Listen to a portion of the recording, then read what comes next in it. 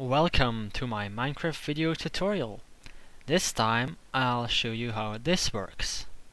It's actually a request from a friend of mine. It's a combination lock for a door, or any application if you want. In this case I'll be using a wooden door. It can be an iron door too, but I chose wooden door so I can open it manually if I want to. And I'll be showing you how a 6 combination lock works. It can be any number of combinations from, well, 1 is kinda stupid and 2 as well, but well, with 6 levers you have a few combinations, like 36.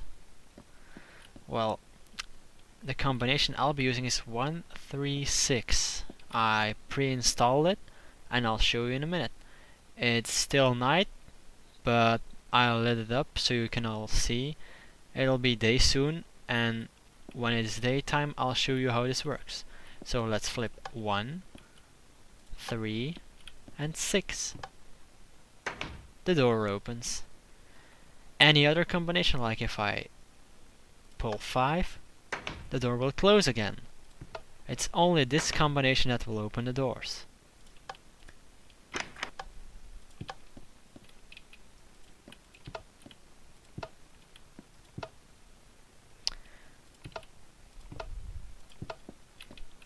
One, 3, 6. There. That's how it works. Well, on the outside at least. I'll show you the inside in a minute. But first I'll have to explain a few gates and a few ways to extend. Let me close this gate again. I mean the door. Okay, it's getting day. I'll be showing you how this works, and I'll always use the same blocks for certain gates and input and output and stuff like that. Okay, so let me show you the gate I used for like everything here, and it's an AND gate. It's just 3 blocks. It actually doesn't matter what material it is, but I'm using iron blocks to show you how it works. You need 3 blocks like that and 3 torches like that, plus 1 redstone in the middle, and I'll cancel out this one. This is an AND gate, and these are the 2 inputs. There are always 2 inputs, no more, no less. Well, I guess you can make more, but you don't need them. Okay, actually what an AND gate does is you need both inputs to be on for the output to go on. So let's see. If I put this one on, this torch will die, but the output will still be off. And if I make both inputs on, there the output's on too.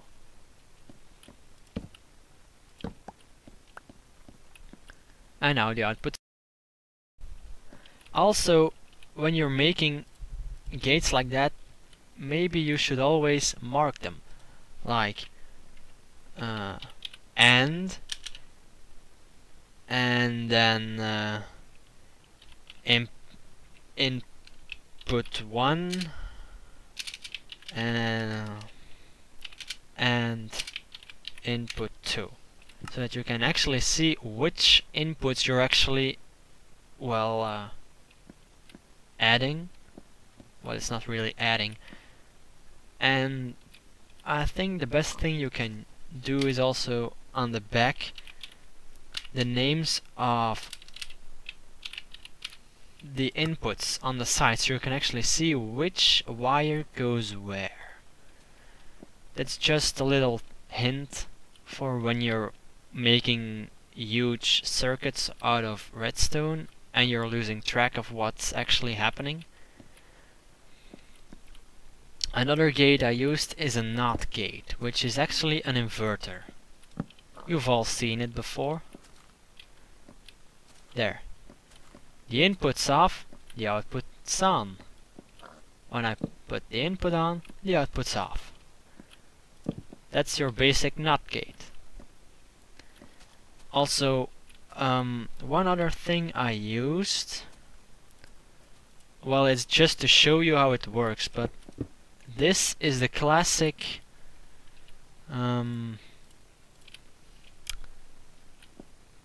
repeater. Well, it's not actually a repeater, but it's an extender. Yeah, I'll call it an extender. There. This was the basic design of what was previously used before repeaters were added in the game. This is your basic repeater nowadays. Because you all know redstone only works for 15 blocks. So every 15 blocks you need one of these or one of those. It doesn't actually matter. I don't know which of the two is actually the fastest, but we'll put that to the test right now.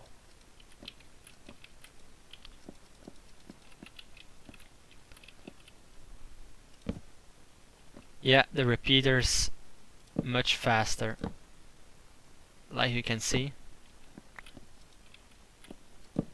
Now they're equally fast, well, slow.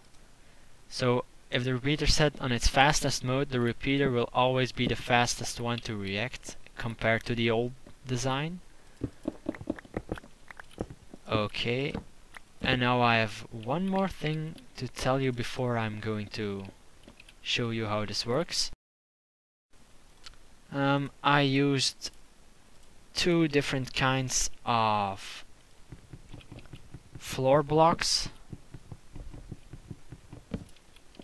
Well, everything's wood here, but when I use lightstone... Oh, what am I doing? Let's just fill that up. Oh, that's not... There. Okay, so this kind of block indicates this is going to the output, and this block means it's coming from an input. So whatever's attached to here is going to a series of gates, and this will be the end of the entire circuit. Just so you know. I'll leave this here. Okay, and now I'll show you the entire circuit. This is the circuit I used. There's 5 AND gates. Let's see, 3 NOT gates. And a few repeaters. I used the old design and the new design mixed, so I could show you how this works. This is behind lever 1, lever 2, lever 3, 4, 5, and 6. And this one is the output. Like you can see, the lightstone block indicates it's the output. And these are all Lapis Lazuli blocks, so these are inputs. Okay.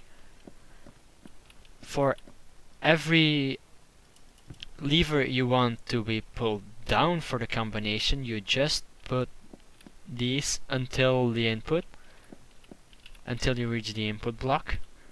And for every lever you want to stay, well, up or unactive, you need one inverter before the input block. The same goes for the other two. Look, it's 4 and 5 will be inverted, since the combination is 1, 3, 6, so 1, 3 and 6 will be just straight lines from the lever. 6, just a repeater in the middle, because this circuit was too long. And 4, 5 and 2 are inverted. So what these gates actually do is wait for the lever 1 to go down. Let's simulate that with a redstone torch. Okay, lever 1 is down. Then this AND gate will send a 1 current to the next one. See 1, 2, and it will be added with 3. 3 is also a combination, so let's make 3, 1. Okay, this is the AND gate. This one adds up the entire thing. Like you can see, 5 is active, 4 is active because they're inverted, and only one of these is active. So to make this one active, you need this one to be active. And that's lever 6. So let's make lever 6 1. And look at this. This is the output for the door. It lights up. And if you walk through here, you'll see the door is opened. Okay, just below here is how you could make the below ground structure for the door. This entire everything could be underground, or you can just put some walls around it and a roof so nobody can see it. I made it a bit large, but you can make it very compact, like all AND gates, well, push to each other. I think this is the closest you can get them to be, 3 blocks. But I wasted a lot of space here so you can see better. Okay, when this goes under the wall, you need to put an inverter first, and then the redstone under the door. Because redstone will always be active unless current is applied. So let's turn all circuits off again that I turned on. 6, 3 and 1. You'll see the output signals off again. And look, a current is applied to the redstone torch under the door, so the door's closed because the torch is off. That's all because this inverter is there to invert the output signal. So if this output signal is on, the inverter will react and well, lower this signal to 0. Well, it's 0 and 1, it's computer language. So off, in the off state, and then that torch, which has no current applied to it, will turn on, and so the door will open. That's the entire structure. I hope you learned something today. I certainly hope so. Well, you can actually do any combination with these. You just have to put an inverter for the ones you don't want to be pulled down, and normalize for the ones you want in the combination. It can really be anything. You can make 100 possible combinations or 100 levers, and like someone has to solve a puzzle or some kind to get the answer. I don't know. Or like your birthday or something. And then the door will open. So that's it.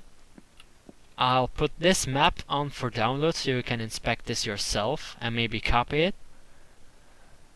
And well, that's all. I hope you enjoyed, and I'll see you next time. Bye.